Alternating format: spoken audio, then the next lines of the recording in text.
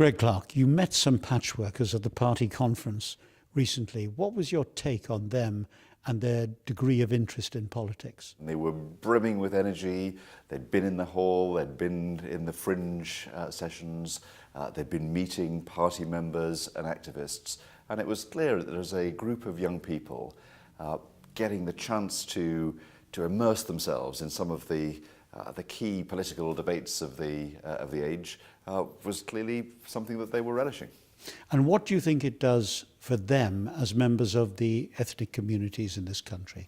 Well, I think it's really important that all parties go out of the way to make sure that we are not only open to, but actively encouraging the participation of all groups in society, and particularly when we have groups that are relatively underrepresented, to have the chance to meet and to get to know each other, and just to show that actually getting involved is not such a forbidding and difficult thing to do.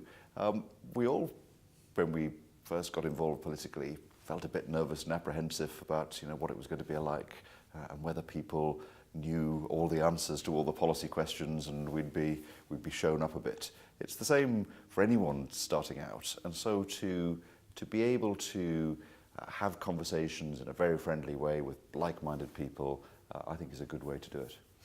Winning Patchwork's MP of the Year award clearly indicates that you have done a lot for the ethnic communities in your constituency.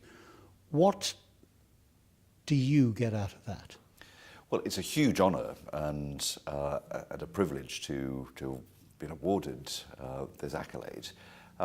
What I get out of the work that I do in my constituency, especially with young people and people from ethnic minorities, is really to say that we really are at our best when we all work together. That this, a member of Parliament and any elected representative shouldn't be remote and distant, still less figures of authority, quite the opposite. I'm always conscious that I am there to work for all of the members of my community, and in order to do that, you need to get to know them. You need to spend some personal time and to understand people's ambitions and concerns, and so having this ability to get to know people is one of the things that I most enjoy in my parliamentary work.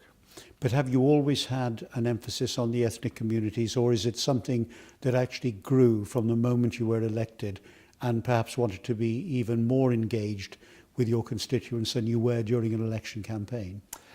I think it does grow as once you're elected for the first time, you have a responsibility to be the champion for not just the whole community collectively, but for the individuals within it. And so you do get to know more and more people, and they get to know you.